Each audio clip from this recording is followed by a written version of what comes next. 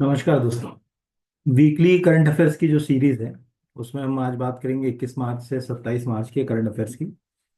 एक दिन लेट हो गया। जनरली हर मंगलवार को ही वीडियो अपलोड होता है इसका, पर इकोनॉमिक सर्वे का एक वीडियो बनाने के कारण ये लेट हो गया है। तो चैनल को सब्सक्राइब नहीं किया है तो चैनल को सब्सक्राइब जरूर कीजिए। इस वीकली करंट अफेयर्स के वीडियो का एक फोल्डर है, उसमें आप पुराने वीडियो देख सकते हैं। इकोनॉमिक सर्वे के भी अभी एक पहला वीडियो तो डाल दिया है, कल एक वीडियो और आएगा इकोनॉमिक सर्वे का, वो भी देखिएगा, बहुत हेल्पफुल होगा। डिस्क्रिप्टिव नेचर पे ही पढ़ा रहे हैं पूरा इकोनॉमिक सर्वे भी। तो एमपी के जितने भी assistant professor, food safety officer, state engineering service, mains, जो भी एग्जाम है सब में ये वीडियो आपके काम आने वाले हैं। तो चलिए शुरू करते हैं। अब पहला क्वेश्चन जो है वो हमारा है, भारतीय संविधान के किस अनुच्छेद के तहत हिंदुओं के प्रति निर्देश का अर्थ सिख, जैन और बौद्ध धर्म को मानने वाले व्यक्तियों के प्रति निर्देश भी लगाया जाए? अब ये प्रश्न लिया क्यों है, पहले तो इसको समझ लीजिए। अब यहाँ ध्यान से देखिए कि एक आपको एक प्रेत जो है वो 25 तारीख का दैनिक भास्कर का आर्टिकल मिल रहा है। इसमें लिखा है हिंदू मैरिज एक्ट जैन बौद्ध धर्म पर भी लागू, फैमिली कोर्ट का फैसला अवैध हाई कोर्ट। अब समझिएगा, देखिए इंडियन कॉन्स्टिट्यूशन को अगर आप ध्यान से पढ़ें तो इंडियन कॉन्स्टिट्यूशन में आर्टिकल 25 से 28 तक, ठीक है, राइट टू रिलीजन यानी धर्म की स्वतंत्रता के अधिकार की बात। 25 में साफ लिखा हुआ है कि आप अंतःकरण से आबद्ध रूप से किसी भी धर्म को मान सकते हैं, है ना। कोई दबाव नहीं है कि कोई धर्म आपके ऊपर जो है वो लादा जाए या थोपा जाए। अंतःकरण से जिसको आपको मानना है, यहाँ अंतःकरण वर्ड जो है अगर कहा जाए बहुत इंपॉर्टेंट, ठीक है। नहीं तो जैसे कहते हैं ना कि दबाव डाल के कोई आपसे मनवाए, वो नहीं, अंतःकरण। नीचे इसी में स्पष्टीकरण में लिखा हुआ है यहाँ पर कि हिंदुओं के प्रति निर्देश का अर्थ लगाया जाएगा कि उसके अंतर्गत सिख, जैन, बौद्ध धर्म मानने वाले व्यक्ति के प्रति निर्देश है और हिंदुओं की धार्मिक संस्थाओं के प्रति निर्देश का अर्थ यहाँ पर। यानी टेक्निकली अगर हम कॉन्स्टिट्यूशन के हिसाब से चले तो साफ है कि हिंदू अगर लॉ कोई बनाया गया, हिंदू मैरिज एक्ट बनाया गया, हिंदू डिवोर्स के लिए कोई अधिनियम बनाया गया, तो वो डायरेक्टली जो अगर कहा जाए इस कॉन्स्टिट्यूशन के आर्टिकल के तहत इसमें फिट बैठे। और यहाँ जो न्यूज़ है वो समझो। न्यूज़ में क्या है, ये तो अभी आ ही गया। न्यूज़ में आप देखिए यहाँ पर ये आर्टिकल लगा हुआ है, इसको ध्यान से अगर आप पढ़ें तो फैमिली कोर्ट ने क्या कहा कि कोई एक जैन कपल होंगे, वो डिवोर्स केस उन्होंने फाइल किया, फैमिली कोर्ट ने कहा कि ये तो आता ही नहीं उसके क्राइटेरिया में। अब हाई कोर्ट ने उसको फटकार लगाई। ठीक है, यहाँ पर अगर कहा जाए कि यहाँ कितनी बढ़िया बात लिखी हाई कोर्ट ने, कि हाई कोर्ट ने इस फैसले को अवैध ठहराते हुए कहा कि यदि फैमिली कोर्ट को कोई संदेह था तो उसे मामला हाई कोर्ट को भेजना चाहिए था, ना कि खुद निर्णय लेना चाहिए था। हाई कोर्ट ने कहा कि हिंदू जैन समुदायों के विवाह के अनुष्ठान लगभग समान होते हैं। फैमिली कोर्ट ने दोनों धर्मों में अंतर खोजने की कोशिश की, लेकिन उसके द्वारा किए गए तर्क वैध नहीं है। कोर्ट को धार्मिक प्रथाओं की व्याख्या करने की बजाय स्पष्ट कानूनी प्रावधानों का पालन करना चाहिए। यानी न्यायालय नियम कानून पर चलेगा, ना कि प्रथाओं के ऊपर, कि भाई अच्छा ये प्रैक्टिस तो तुम्हारे यहाँ नहीं होती तो तुम तो इसकी डेफिनेशन में नहीं आओगे, ऐसा उन्होंने कोर्ट ने साफ कह दिया। तो इसीलिए अब चूंकि देखो बहुत बड़ा तो आर्टिकल नहीं है, पर चूंकि मध्य प्रदेश से ही दिख रहा होगा, इंदौर का ही केस आपको याद, तो आपके लिए एक क्वेश्चन इनडायरेक्टली पॉलिटी का क्लिक हो जाता है कि क्या कि इस प्रावधान है। हाँ, आर्टिकल 25 धार्मिक स्वतंत्रता के अधिकार की बात किस आर्टिकल में, तो 25 से 28 ये कॉमन हो गया। यानी एक क्वेश्चन से आपके दो तीन क्वेश्चन जो है वो लिंक हो। अगला क्वेश्चन, ये क्वेश्चन भी आपको आएगा ही आएगा, ध्यान रखना। भारत का पहला सहकारी विश्वविद्यालय किस राज्य में स्थापित किया जा रहा है? फर्स्ट कोऑपरेटिव यूनिवर्सिटी कहाँ स्थापित की जा रही? मध्य प्रदेश, गुजरात, उत्तर प्रदेश, महाराष्ट्र। आंसर इसका गुजरात है। अब गुजरात क्यों है उसको समझना जरूरी है। पहले तो ये आर्टिकल देख लें, प्रेस रिलीज। त्रिभुवन सरकारी यूनियन बिल पास, ये बिल पास हो गया, मतलब यूनिवर्सिटी तो बनना तय है कि अब हो ही गई है पूरी प्रक्रिया। अब नीचे लिखा हुआ है, ध्यान से देखिएगा, कि यूनिवर्सिटी का नाम त्रिभुवन दास किसी भाई पटेल के नाम पर रखा गया है, वे भारत के सहकारी आंदोलन के अग्रदूत है। अब इसको समझना ध्यान से। आपको मालूम होगा भारत में एक तो ये प्रश्न क्यों आ रहा है, ये समझे। अपने आप में पहली है कोऑपरेटिव यूनिवर्सिटी भारत की, ये पहला क्वेश्चन था। दूसरा कि 2022 जो 25 चल रहा है इस साल, ये अंतर्राष्ट्रीय सहकारिता वर्ष, इंटरनेशनल ईयर ऑफ कोऑपरेटिव। तो एक ये भी लिंक हो गया कि भाई पूरी दुनिया में अगर हम कोऑपरेटिव सिस्टम के ऊपर काम कर रहे हैं, तो भारत सरकार ने भी अंतर्राष्ट्रीय समुदाय के सामने कह दिया कि देखो भाई हमने भी एक यूनिवर्सिटी भी खोल दी, ये कोऑपरेटिव से संबंधित, सहकारिता को बढ़ावा देने से संबंधित कोर्स वगैरह कंडक्ट कराएगी, इस तरह से काम करेगी। मैंने कहा अच्छा।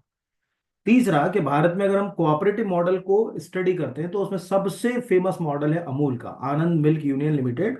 आनंद नाम की जगह, और अमूल ब्रांड आज किसी नाम का मोहताज नहीं कि हम सोचें कि कोई उसके बारे में कुछ बताए। अब उस आनंद मिल्क यूनियन लिमिटेड की जब हम बात करते हैं ना, तो उसमें तीन लोग थे जिनने उसको खड़ा करा था। एक थे डॉक्टर वर्गीस कुरियन, वो एक वैज्ञानिक की तरह थे, फादर ऑफ इंडियन जो है व्हाइट रिवॉल्यूशन भी कहा जाता है, ठीक है, बिलियन लीटर आइडिया भी कहा जाता है, और भारत में दुग्ध क्रांति लाने का श्रेय उनको दिया जाता है। दूसरा थे, ठीक है, हरिचंद जो अगर कहा जाए, हरिचंद जो है वो भी अगर कहा जाए एक वैज्ञानिक की भूमिकाएं में थे, उन्होंने मतलब कई तरह के इन्वेंशंस किए। और तीसरे थे उसमें फंड लगाने वाले। फंड लगाने वाले जो थे उनका नाम था त्रिभुवन दास किसी भाई पटेल। कभी भी आप अमूल कहीं भी टाइप करो, अमूल को जैसे अगर एक सिंपल यहाँ पर हम एक अमूल टाइप कर ले, मतलब एक कॉमन वर्ड टाइप करें, ये अमूल लिख दिया, और अमूल के बाद अगर हम ये अमूल पर चले गए, अमूल के अगर हम फाउंडर्स की बात करें, यार जिनने अमूल को खड़ा करा, उनमें अगर तीन लोगों को ढूंढे तो उनमें ये नाम भी है। जैसे ये यहाँ पर हम अमूल पर चले गए, यहाँ से इंग्लिश में ले लें क्योंकि हिंदी में चीजें उतनी अच्छी नहीं मिलती। अब ये अमूल का है, हमें दिख रहा है कि अमूल कैसे खड़ा हुआ, क्या हुआ, ये सब चीजें यहाँ पर ये तीन लोग खड़े हुए हैं, ध्यान रखें। एक है वर्गीस कुरियन, ऑलमोस्ट इस क्लास में सब जानते हैं कि उनको बिलियन लीटर आइडिया के लिए उनके, और जो अगर कहा जाए कि भारत में व्हाइट रिवॉल्यूशन लाने के लिए याद किया जाए। दूसरा त्रिभुवन दास किसी भाई पटेल, बड़े प्रसिद्ध राजनेता थे, समाज सुधारक भी थे ना, फ्रीडम फाइटर, पॉलिटिशियन, जो भी आप कहना चाहो वो थे। इन्होंने जो अगर कहा जाए, इन्हीं की एक्चुअल तो फादर यही है। जो गुजरात के अंदर ये लिखा ना कि अगर कहा जाए मोस्ट नोटेबल जो अगर कहा जाए, Kerala district cooperative milk produce union 1946 and the Anand cooperative movement, actual अगर कहा जाए तो यही है। क्योंकि दिमाग तो इनका ही चला, पैसा कैसे लगाना है, क्या करना है, वो इन्होंने किया। और तीसरे जो व्यक्ति, तीन लोग जो थे यहाँ पर, इनमें से इनके नाम पर अब इसमें भी विरोध हो रहा है, ठीक है, इसमें भी विरोध हो रहा है कि भाई नाम इनका क्यों रखा। तो उसमें फिर जो अगर कहा जाए, सरकार जैसे लिखा ना, शाह ने विपक्षी सदस्यों की इस मांग पर कटाक्ष किया कि यूनिवर्सिटी का नाम वर्गीस कुरियन के नाम पर रखा जाना चाहिए। उन्होंने कहा कि त्रिभुवन दास कांग्रेस के नेता थे जिन्होंने कुरियन को नौकरी दी थी। शाह ने कहा सहकारी क्षेत्र को और मजबूत बनाने के लिए सहकारी बीमा कंपनी, मतलब टेक्निकली ये बात है। तो वो नाम जो लिखा कोई गलत नहीं लिखा, वो अपने आप में एक ऐसी बड़ी पर्सनालिटी थे जिनने जो अगर कहा जाए वर्गीस कुरियन को आगे लाए। और वर्गीस कुरियन का वो आइडिया जो है अगर कहा जाए कन्वर्ट हुआ, ये बिल्कुल वैसा है कि सपोज मान के चले कि ग्रीन रिवॉल्यूशन में एम एस स्वामीनाथन यहाँ लाए, लेकिन अगर इंदिरा गांधी प्रयास ही नहीं करती, ठीक है, उनको इंफ्रास्ट्रक्चर ही नहीं देती, उन HYV seed, agriculture equipments, fertilisers को हम लेते ही नहीं, उनका उपयोग ही नहीं करने देते, तो क्या एम एस स्वामीनाथन की खोज हमारे कुछ काम आ पाती? नहीं आ पाती। तो ऐसे बहुत सारे केसेस आपको इतिहास में मिलेंगे जहां सरकार के उदासीन रवैये के कारण कई महान वैज्ञानिक जो अगर कहा जाए, मतलब निराशा की जो है वो उसमें चले गए। तो ये आपको थोड़ा सा याद रखना चाहिए कि ऐसे ये क्वेश्चन आना ही है, मतलब या तो ये जो अगर कहा जाए उसमें उसमें आ जाए, या किस रूप में आ जाए, वो देखने वाली बात है कि पूछेगा ही पूछेगा। और इसमें जो नाम लिया गया यूनिवर्सिटी का वो भी सही लिया गया। जैसे इसका एक सबसे अच्छा मैं आपको मतलब जैसे सिंपल सा प्रसंग सुना देता हूँ। दुनिया में इन विट्रो फर्टिलाइजेशन, IVF तकनीक को अगर हम देखें तो उसमें सबसे ज्यादा एक ही व्यक्ति का नाम आता है, वो है डॉक्टर रॉबर्ट एडवर्ड। ये वो व्यक्ति थे जिन्होंने इन विट्रो फर्टिलाइजेशन से दुनिया को IVF से, टेस्ट ट्यूब बेबी से परिचित कराया। लेकिन इसके पीछे एक वैज्ञानिक और थे हमारे यहाँ, जिनका नाम था डॉक्टर सुभाष मुखोपाध्याय। सुभाष मुखोपाध्याय को अगर सरकार प्रमोट कर देती, उनकी खोज को सरकार महत्व दे देती IVF के, सरकार ने तो क्या कहा उस समय, कह रहे IVF इनविट्रो फर्टिलाइजेशन, तुम टेस्ट ट्यूब में बच्चा पैदा करोगे, है मतलब कि समाज को क्या मैसेज देना चाह रहे हैं, उनके ऊपर कटाक्ष किए गए। और फाइनली डॉक्टर सुभाष सुभाष मुखोपाध्याय ने सुसाइड कर लिया। ये ध्यान रखिएगा, मतलब वो इतनी बड़ी पर्सनालिटी थे। आज भी टॉप 100 अगर आप डॉक्टर्स गिनोगे ना वर्ल्ड के, उनमें उनका नाम आता है, इंडिया के। तो मतलब दुनिया की सेकंड टेस्ट ट्यूब बेबी हमारे देश में, ठीक है, लेकिन फर्स्ट भी हमारी हो सकती थी अगर हम उसको सही समय पर अगर कहा जाए उस डॉक्टर की खोज को सम्मान देते, उसको आगे ले जाते, पर करा नहीं अगर कहा जाए। कभी आप डॉक्टर सुभाष मुखर्जी, सुभाष मुखोपाध्याय टाइप करिएगा, बहुत सारी जगह आर्टिकल मिल जाएंगे। मैंने इसलिए बता दिया है कि आपको कई बार लगता है ना कि मतलब जैसे वर्गीस कुरियन थे, लेकिन अगर ये नहीं होते तो वो अपना काम कैसे करते। तो सरकार की उपेक्षा का शिकार यहाँ देखिए आप। एक सेकेंड, मैं आपको, ये सब आते हैं क्वेश्चन में, ध्यान रखिएगा। डॉक्टर सुभाष मुखोपाध्याय, ये है डॉक्टर फिजिसिस्ट, ये जो अगर कहा जाए, was an Indian scientist physician who create world second and India first IVF, first IVF, India first. ये वर्ल्ड सेकंड नहीं, वर्ल्ड फर्स्ट हो सकता था अगर सरकार उनको सम्मान देती।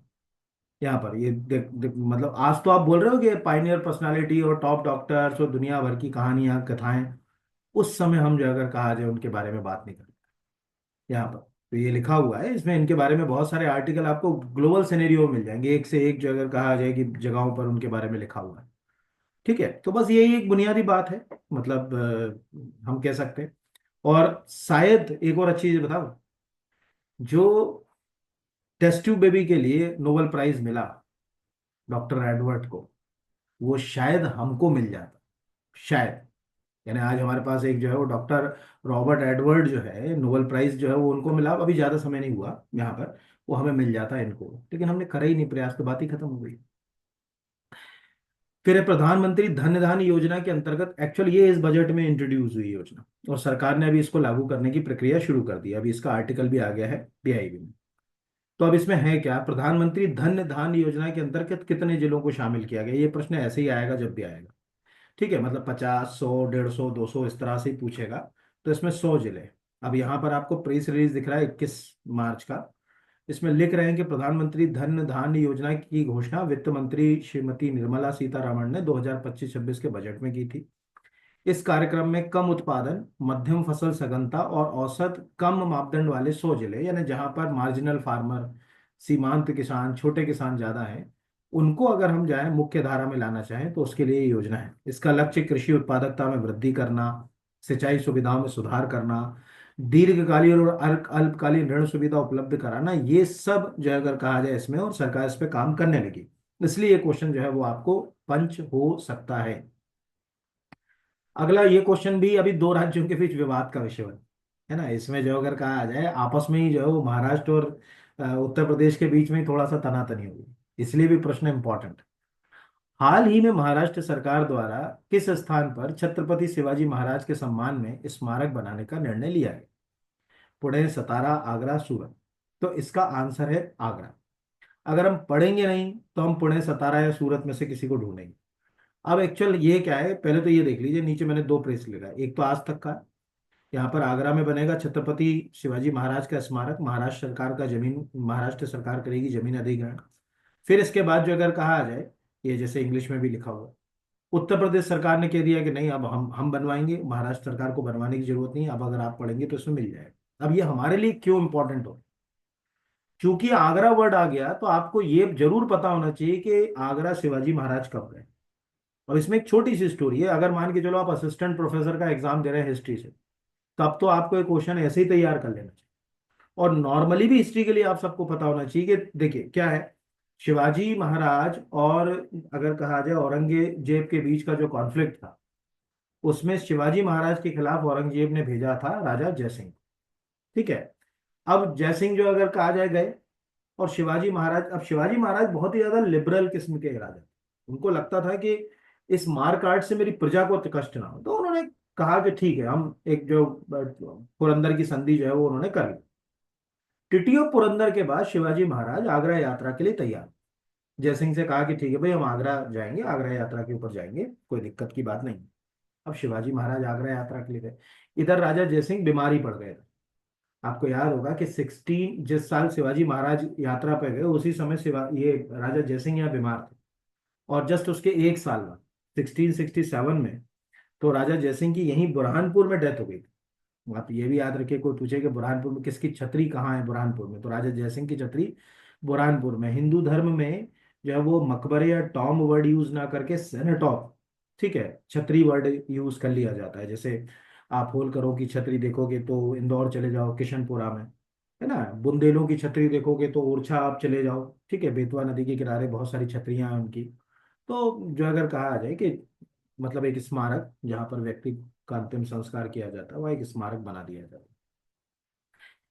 तो अब शिवाजी महाराज आगरा यात्रा पर गए। अब मैं पूरा नहीं सुना रहा, मैं आपको ये बताने की कोशिश कर रहा हूँ कि एक टॉपिक करंट अफेयर्स का, जिसमें एक वर्ड प्रयोग किया गया कि स्मारक फलानी जगह बने, लेकिन आपको इस टॉपिक के पीछे की पूरी स्टोरी को एग्जाम के लिए प्रिपेयर करना पड़ेगा।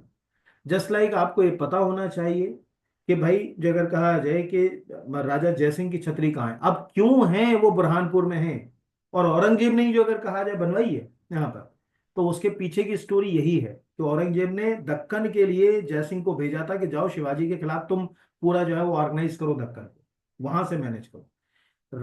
जब शिवाजी महाराज आगरा यात्रा पर गए तो उनको 5 हजारी मनसबों में खड़ा किया गया। पांच मतलब उस समय मनसबदारी व्यवस्था थी, तो 5 हजारी मनसब बहुत छोटा मनसब होता।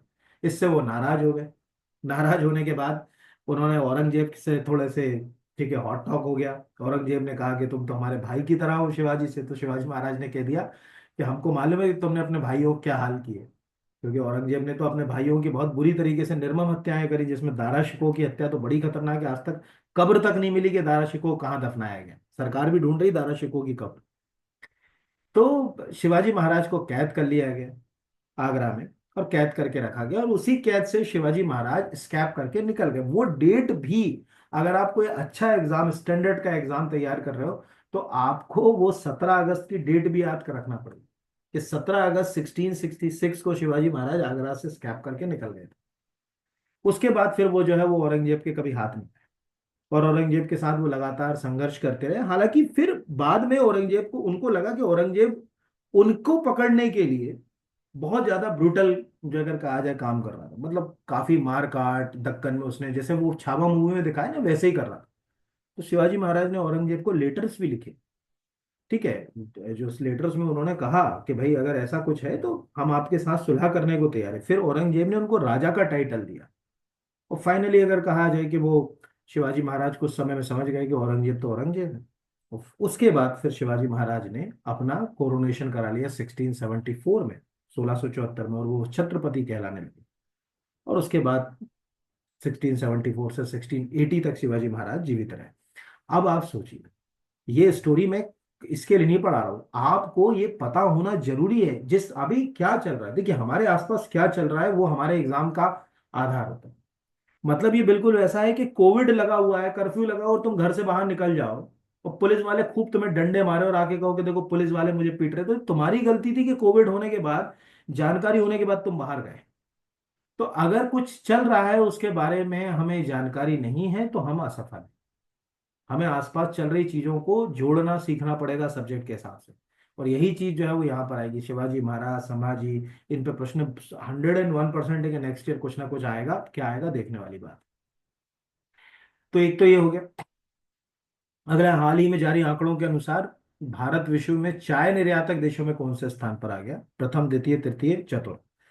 तो टेक्निकली द्वितीय स्थान पर आ गए हम, पहले थर्ड नंबर पे थे, अब हम सेकंड पोजीशन पे आ गए। तो ये अभी प्रेस रिलीज आपको दिख रहा होगा कि भारत ने अपने पड़ोसी देश श्रीलंका को पछाड़ते हुए दुनिया में दूसरा सबसे बड़ा चाय निर्यातक देश बन गया है। जी हाँ, इस संबंध में भारतीय चाय बोर्ड द्वारा जारी लेटेस्ट आंकड़े के अनुसार भारत 2024 में 255 मिलियन किलोग्राम चाय निर्यात किया। इसी क्रम में केनिया अपने शीर्ष स्थान पर। एक्सपोर्टर कंट्रीज की बात हो रही, प्रोड्यूसर की बात नहीं हो रही। तो एक्सपोर्टर में जो अगर कहा जाए, केनिया नंबर 1, फिर उसके बाद जो है वो भारत, और फिर उसके बाद श्रीलंका। ये टॉप 3 अगर कहा जाए एक्सपोर्टर अभी आपको जो है वो दिख रहे हैं। तो ये क्वेश्चन जो है वो हमारे लिए लिंक हो सकता है, या इसमें से कोई क्वेश्चन जो है वो पंच हो सकता है। अगला है, अंतर्राष्ट्रीय ओलंपिक समिति की पहली महिला प्रमुख क्रिस्टी कोवेंटी किस अफ्रीकी देश से? अब ये क्यों क्वेश्चन आएगा, इसको एक कॉपी में लिख लेना। ये क्वेश्चन ज्यादातर आप लोगों ने तैयार किया होगा कि इंटरनेशनल ओलंपिक कमेटी की पहली महिला हेड कौन। वो सबको याद रहेगा, वो पूछेगा ही नहीं। पूछेगा इसलिए नहीं, वो देखो इस तरह से क्वेश्चन को पूछेगा तो सबको बनेगा, वो भी थोड़ा सा उलझाएगा। बच्चों वाला पूछना तो यही पूछेगा, सिंपल है। अब यहाँ दो क्वेश्चन हो रहे हैं। एक तो इंटरनेशनल ओलंपिक कमेटी में आज तक कोई महिला, जो अगर कहा जाए, प्रमुख नहीं बनी, तो उस नजरिए से पहला क्वेश्चन तैयार हो गया। दूसरा कि कोई अफ्रीकी उसमें जो है वो प्रमुख नहीं बना। ठीक है, अफ्रीकी भी वहां तक नहीं पहुंचा, उस हिसाब से तो दोनों ही बातों के हिसाब से इंपॉर्टेंट। तो आंसर है इसका जिम्बाब्वे। ठीक है, वो जिम्बाब्वे से हैं, खेल मंत्री हैं जिम्बाब्वे की, और चर्चित पर्सनालिटी हैं। तो आपको दिख रहा होगा, कोवेंट्री ने कहा कि गर्व के साथ वे अंतर्राष्ट्रीय ओलंपिक समिति का नेतृत्व करेंगी। उन्होंने कहा कि ये न केवल एक बड़ा सम्मान है बल्कि बाकी तो ये जो कर कहा है। तो ये जो हेडिंग है उसको, हेडिंग को ध्यान से देखो। कोवेंट्री ओलंपिक संघ के इतिहास में पहली महिला प्रमुख, 130 साल में पहली अफ्रीकी अध्यक्ष। ये दोनों वर्ड अगर कहा जाए, अब यहां पर उसने क्या लिख दिया है, 130 साल में पहली अफ्रीकी, अफ्रीकी लिख दिया। अब पेपर सेटर इतना तो समझेगा कि यार अफ्रीकी तो पढ़ ही लिया होगा बच्चे ने।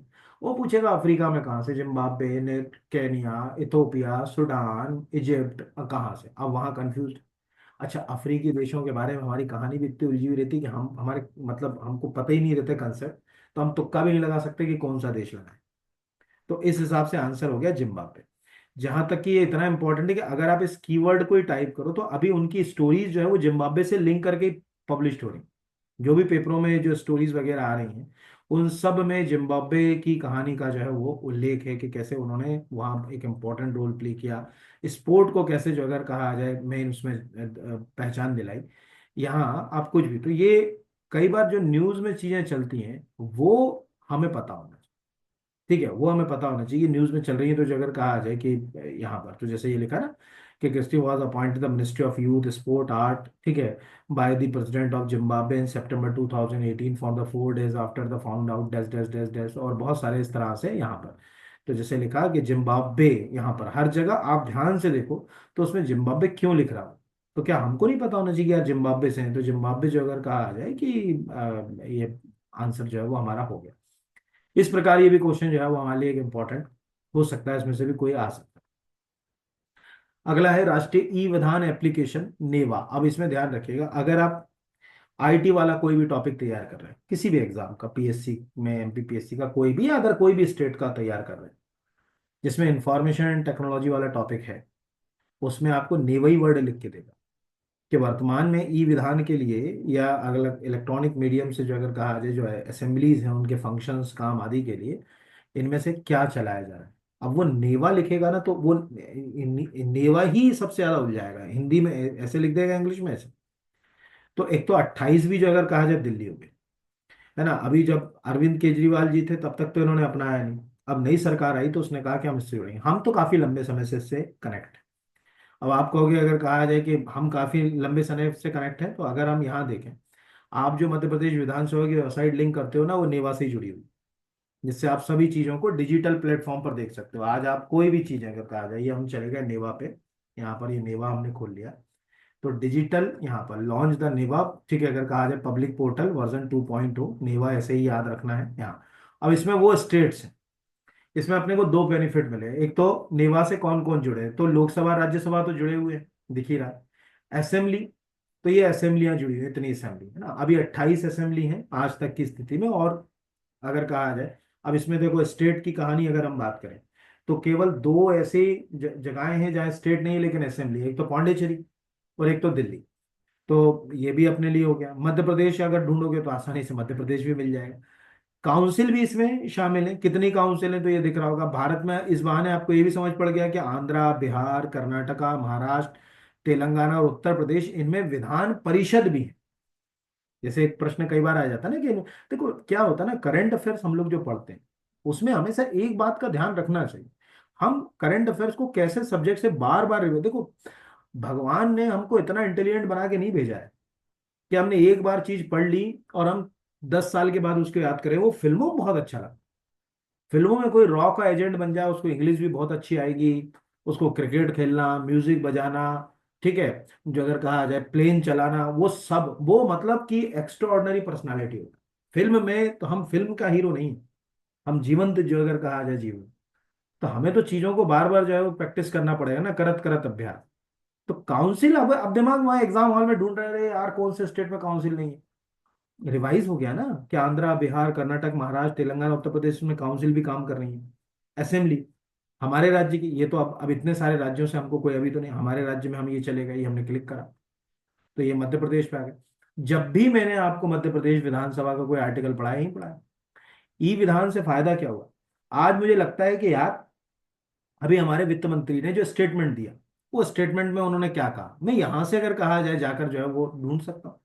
आज हमारी विधानसभा ने कोई प्रश्न का उत्तर दिया, किसी मंत्री ने किसी प्रश्न का उत्तर दिया, तो तारांकित, अतारांकित सब प्रश्न यहां से ढूंढ कर उनके उत्तर ढूंढे जा सकते हैं यहाँ पर।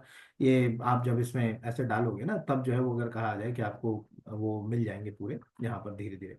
तो टेक्निकली हमको ये समझ पड़ा कि अब सब जो है वो ऑनलाइन मोड पर चीजें होने लगी। इसीलिए जो अगर कहा जाए, इसको आपको याद रखना है, तो नेवा आप समझ गए, 28 लेजिस्लेटिव असेंबली जुड़ी हुई है, बाकी तो विधान परिषद जुड़ी है, लोकसभा राज्यसभा भी जुड़ी हुई है। दिल्ली इसमें जो है वो अभी हाल फिलहाल में 28वां विधानमंडल बना, ये दिख रहा है आपको कि दिल्ली राष्ट्रीय ई विधान एप्लीकेशन प्लेटफॉर्म से जुड़ने वाला 28वां विधानमंडल। यहाँ पर बकायदा जो है वो लिखा हुआ दिख रहा है, Delhi become the 20th legislature to join the Rashtriya e विधान एप्लीकेशन प्लेटफॉर्म। ये हो गया। अगला क्वेश्चन भी आपको याद रखना है। गोली पॉप सोडा है, आप लोगों में से किसी ने नहीं पिया हो तो ढूंढो और पियो। यार आपका सोडा अमेरिका, जर्मनी, ब्रिटेन में कमाल दिखा रहा है, और हमको ही नहीं मालूम है कि हमारा सोडा जो है वो अगर कहा जाए कमाल दिखा रहा है। तो गोली पॉप सोडा एक ऐसा सोडा है जो यूरोप में उसकी काफी डिमांड। अभी क्या हुआ, कुछ समय पहले इसको बंद कर दिया था। सरकार को लगा कि नहीं यार, कोई चीज, जैसे आज हम पेप्सी पीते हैं, कोको कोला पीते हैं, है ना, वैश्विक ब्रांड है, ऐसे हमारा भी है ना चाहिए। तो गोली पॉप सोडा को फिर से उन्होंने कहा कि यार, जो अगर कहा जाए इंटरनेशनल मार्केट में इसकी जगह बनाना चाहिए। हमारे प्रश्न क्या काम का है, अब गोली पॉप सोडा क्या है ये तो नहीं पूछेगा ना, दिख ही रहा सोडा है तो थोड़ी आ जाएगा। हमारे काम का है कि एक्चुअल रोल कौन प्ले कर रहा है। तो आपने कभी भी एग्रीकल्चर और जो प्रोसेसिंग फूड्स होते हैं, जितने भी प्रोसेसिंग फूड्स होते हैं, चाहे कोई चॉकलेट हो, चाहे वो कोई जूस हो, जैम हो, जेली हो, बेवरेज हो, जितना भी प्रोसेस्ड प्रसंस्करण फूड हम लोग यूज करते हैं, उनको अंतर्राष्ट्रीय बाजार में अगर बेचना है, उनका एक्सपोर्ट करना, बिना एपिडा के नहीं कर सकते। इसमें सबसे बड़ी अगर कहा जाए एजेंसी है, चारों कहीं ना कहीं एक्सपोर्ट में रोल प्ले कर रहे हैं। एक्जिम का मतलब होता है export import bank of India. ये आपको मालूम, भारत में आयात निर्यात से संबंधित जो भी नीतियां होती हैं उसमें बड़ा रोल भी प्ले करता है। और उसके लिए अगर कहा जाए कि फंड्स वगैरह भी अरेंज करके देता है। एग्रीकल्चर और प्रोसेसिंग फूड्स के लिए एपिडा है। एक्सपोर्ट प्रमोशन काउंसिल बहुत इंपॉर्टेंट है, भारत के सभी निर्यातों को देखने में काम करती है। अप्रैल एक्सपोर्ट प्रमोशन काउंसिल, एई जो अगर कहा जाए, अप्रैल एक्सपोर्ट प्रमोशन काउंसिल, जितने भी परिधान जो हम लोग कपड़ा पहनते हैं उसको अगर हमको एक्सपोर्ट करना तो एईपीसी उसमें काम करती है। ये सब है, सब मैं ऑप्शन भी ले रहा हूँ हमेशा, शुरू से मेरी आदत। ऑप्शन भी मैं वही लेता हूँ जो एग्जाम में आपको उससे जोड़कर याद रखने में हेल्प हो जाए। तो एक तो यहाँ पर मैं दो तीन चीजें दिखा देता हूँ। एक तो पहले तो मैं गोली पॉप सोडा दिखा देता हूँ। अब ये है क्या, पहले तो प्रेस रिलीज है। APEDA flag off the goli pop soda, India iconic, India iconic goli pop soda for global market. तो ये लिखा ना कि जो अगर कहा जाए, गोली pop soda successfully enter USA, UK, Europe, gulf market with the strong consumer response. वहां का आदमी तो अरे क्या ले रहे हो आज, क्या पी रहे हो, कोको कोला, हम ये बोलते हैं ना, अरे एक कोक ला, वो बोलते हैं गोली पॉप सोडा लेके आओ। इन बात बदकिस्मती देखिए, हम ही नहीं पी रहे, हमारी चीज हम नहीं पी रहे, बाहर वाले पी रहे, मतलब और क्या कहूँ मैं, अब जो अगर कहा जाए। हालांकि ये थोड़ा महंगा भी आता है, 70-80 रुपए का आता है, इसलिए भी शायद एक कारण मान सकते हो। फिर भी मैं दिखा देता हूँ, ये है गोली पॉप सोडा, इंडिया का देसी सोडा। तो आपको दिख रहा होगा यहाँ से, आप कहीं भी इसमें से आर्टिकल कोई भी आप पढ़ लो, ये जितने भी दिख रहे हैं, पीयूष गोयल आपको दिख रहा होगा। खुद पीयूष गोयल ने अगर एक हफ्ते पहले ये कुछ किया है तो फिर तो मुझे बताने की जरूरत नहीं। इस तरह से आप गोली पॉप सोडा के बारे में इमेज देख सकते हो, ये है। अब दो हमारे लिए क्वेश्चन जो है वो तैयार हो गए। पहला क्वेश्चन तो ये तैयार हो गया एपिडा का, तो अब हमारे लिए काम का जो है वो गोली पॉप सोडा नहीं, हमारे लिए काम का जो क्वेश्चन है वो है एपिडा। क्योंकि इसमें रोल प्ले कौन कर रहा है, एपिडा। तो आज से आप याद रखिएगा, भारत का कोई भी कृषि उत्पाद हो, कोई भी एग्रीकल्चर प्रोडक्ट हो, कोई भी प्रोसेस फूड, दोनों को एपिडा ही, कृषि और प्रसंस्कृत खाद्य उत्पादक निर्यात विकास परिषद, भारत में सबसे बड़ी एपेक्स एजेंसी है अगर कहा जाए प्रोसेस फूड और एग्रीकल्चर जो है वो प्रोडक्ट को दुनिया भर में पहुंचाने, इससे बड़ी कोई एजेंसी नहीं है। एपेक्स है, नोडल एजेंसी है। तो दिख रहा होगा कि India is the world second largest producer in rice, wheat and other जो अगर कहा जाए सीरियल ग्रेन्स। ठीक है, the huge demand of the serial in the global market. ठीक है, कंटेनिंग, सीरियल मतलब अनाज के लिए वर्ड इस्तेमाल किया जाता है, serial. Creating in the excellent environment, export the Indian create produce 2008। ठीक है, और इसके बाद बकायदा फिर इसमें सब कुछ लिखा था। कोई भी कृषि, कृषि में चाहे वो पशुपालन का उत्पाद हो, डेयरी का उत्पाद हो, कुक्कुट का हो, मांस का हो, कोई भी मत्स्यन हो, जहां एग्रीकल्चर सेक्टर डायरेक्ट या इनडायरेक्ट लिंक कर रहा है, ये फोटो जो चल रही है, पूरे में एपिडा सबसे इंपॉर्टेंट रोल प्ले करता है। इससे बढ़िया कोई आपको मध्य प्रदेश में टमाटर कितना पैदा हुआ, मध्य प्रदेश में गाजर कितनी पैदा हो रही, मध्य प्रदेश में प्याज, ये भी एपिडा पे ही आंकड़े मिलेंगे। एग्जैक्ट आंकड़े एपिडा जो है वो दे देता है। तो इस तरह से एपिडा यहाँ भी क्लिक हो गया, और क्वेश्चन जो है वहां भी अपना सेट हो गया कि दोनों के बीच संतुलन कैसे बनाकर याद रखना। क्वेश्चन तैयार हो गया होगा वैसे तो। फिर वन लाइन क्वेश्चन है, भारत ने किस देश के साथ वरुण 2025 नौसैन्य युद्ध अभ्यास किया? तो फ्रांस के साथ हर साल ही कर रहे हैं, उसको कुछ बताने की जरूरत नहीं। हर वीक एक मिलिट्री एक्सरसाइज करा रहा हूँ मैं, हर वीक। इससे पहले वीक भी जो है अगर कराई, उसके पहले भी कराई, हर वीक एक हो रही है। आपने अगर कॉपी के अंदर में हर वीक, और यही वर्ड मैं बार बार बोल कि आपने कॉपी में अगर एक सेपरेट वो बना लिया और उसमें लिख लिया, तो आपका ये क्वेश्चन गलत नहीं होगा एग्जाम में। नहीं तो वो खंजर जैसा क्वेश्चन इस बार जो पीएससी में आया था वो गलत हो नहीं यहाँ पर। तो ये लिख रहा होगा कि बायलेटरल नेवल एक्सरसाइज है वरुण 2025। नेवल ही क्यों होगी? क्योंकि वरुण आपको मालूम है, ठीक है, समुद्र के देवता है। ठीक है, वरुण को समुद्र का देवता जो है वो माना जाता है, तो उस हिसाब से आप याद रख सकते हो। 19-22 मार्च के बीच ये हुई। इसमें कहाँ कौन शामिल हुआ वो आपके और मेरे कोई काम का नहीं, बस ये याद रखना है यहाँ। फिर है खेलो इंडिया पैराग्रेम 2025 में मध्य प्रदेश के खिलाड़ी भरत रावत ने किस प्रतिस्पर्धा में रजत पदक जीता? भाला फेंक। अब ये क्यों है? तो पहले देखिए 23 मार्च का प्रेस रिलीज है जनसंपर्क का। इसमें लिख रहा है कि खेलो इंडिया पैराग्राम 2025 में मध्य प्रदेश के खिलाड़ियों ने अपनी प्रतिभा का शानदार प्रदर्शन करते हुए 2 रजत अपने नाम किए। प्रदेश के खेल मंत्री डस डस डस, ये हमारे काम का नहीं है अभी। पहला, मध्य प्रदेश की स्टार पैराशूटर रुवीना फ्रांसिस ने 10 मीटर एयर पिस्टल वुमेन में जो अगर कहा जाए मतलब अगर कहा जाए शानदार प्रदर्शन करते हुए रजत पदक। अब रुबीना जो अगर कहा जाए फ्रांसिस, मैं आपको कहूं कि भाई जो है वो आप रुबीना फ्रांसिस का नाम आपको याद है या नहीं है, वो मुझे बताने की जरूरत है। ये क्वेश्चन कितनी बार जो अगर कहा जाए पूछा जा चुका है या आ चुका है, इस तरह के क्वेश्चन जो है वो आते ही रहते हैं। दूसरा, आपको उसी के नीचे नाम दिख रहा है, एथलीट भरत रावत ने F33 कैटेगरी में भाला फेंक प्रतियोगिता में शानदार प्रदर्शन करते हुए जो अगर कहा जाए रजत अवार्ड या सिल्वर अवार्ड जो अगर कहा जाए जीता। इससे क्या होता है, हमारे क्वेश्चन क्या होते हैं रिव्यू, देखो क्वेश्चन बनना और क्वेश्चन का रिवाइज, दोनों बातें अलग अलग है। एक क्वेश्चन है कि हाँ साहब इससे हमारा रिवीजन हो गया, जैसे अभी रुबीना फ्रांस, अब आपके दिमाग में ये साफ हो गया कि यार रुबीना फ्रांसिस का संबंध किस खेल से यहाँ पर, या जो अगर कहा जाए कि भरत रावत का संबंध किस खेल, बार बार आए तो भी।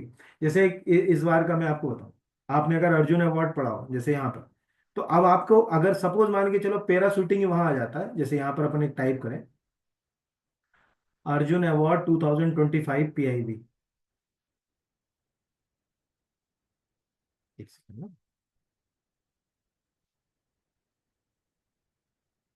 अर्जुन अवार्ड 2025। ठीक है, अब ध्यान से देखिएगा जो मैं बता रहा हूँ। यहाँ जब ये अर्जुन अवार्ड लिस्ट पे जाते हैं, तो इस बार तो पैरा खिलाड़ियों को बहुत सारे अर्जुन मिले। इस लिस्ट में अगर हम नीचे जाएं यहाँ पर, तो हमको यहीं रुबीना फ्रांसिस मिलती है पैराशूटिंग। तो अब आपको मतलब अगर कहा जाए, हो सकता है कि वो इससे क्वेश्चन कनेक्ट ना करें, हो सकता है कि वो इससे क्वेश्चन कनेक्ट कर ले कि भाई जो अर्जुन अवार्ड मध्य प्रदेश के किस खिलाड़ी को जो है वो पैराशूटिंग के लिए जो है वो अर्जुन अवार्ड से सम्मानित किया गया। तब हमारा वहां दिमाग से अच्छा रुबीना फ्रांसिस का जो है वो अगर कहा जाए पैराशूटिंग के लिए उनको मिला। ऐसे क्वेश्चंस ही एग्जाम में आजकल आ रहे हैं, और यही क्वेश्चन सबसे ज्यादा जो है वो गलत होते हैं, ये याद रखें। अगला वन लाइन का है, याद रखना चाहो तो रखो, नहीं तो छोड़ दो। 18वीं अखिल भारतीय पुलिस निशानेबाजी चैंपियनशिप का आयोजन इंदौर में, ये दिख रहा है यहाँ पर। तो मतलब अगर कहा जाए कि ये क्वेश्चन मैंने लिया, उसके पीछे कारण जो अगर कहा जाए एक है।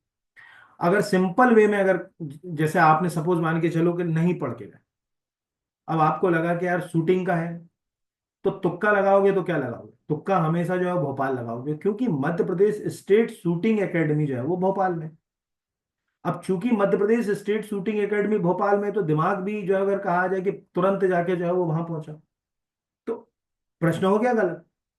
तो ये आपको याद रखना, इसीलिए ऐसे क्वेश्चन में इसलिए डाल देता हूँ कि आप मतलब कई बार क्वेश्चन कंफ्यूजन में जो गलत हो। तो याद रखिएगा, Madhya Pradesh state shooting academy of excellence Bhopal में 2007 में स्थापित की गई। वो 2007 से जो अगर कहा जाए कि शूटिंग के लिए जो है वो खिलाड़ी, अच्छे अच्छे खिलाड़ी जो है वो उससे जुड़े हुए हैं।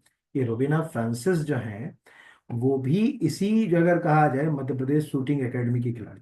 ये भी आप याद रखिए, जैसे कई बार कोई पूछ रहे ना कि भाई रुबीना फ्रांसिस जो अगर कहा जाए कि जैसे एक बच्चे ने एक बार मुझसे क्वेश्चन किया था कि सर आपने रुबीना फ्रांसिस को जो है भोपाल बताया, तो मैंने उसको ये कहा था कि बेटा वो भोपाल शूटिंग एकेडमी की खिलाड़ी, ठीक है, वो भोपाल जो अगर कहा जाए कि शूटिंग एकेडमी की खिलाड़ी है, इसीलिए मैंने भोपाल बोला। अगर उसमें उनका होम टाउन पूछते तो मैं जबलपुर बोलता कि वो जबलपुर के हैं। तो दोनों बातें अलग अलग हो जाती हैं यहाँ पर।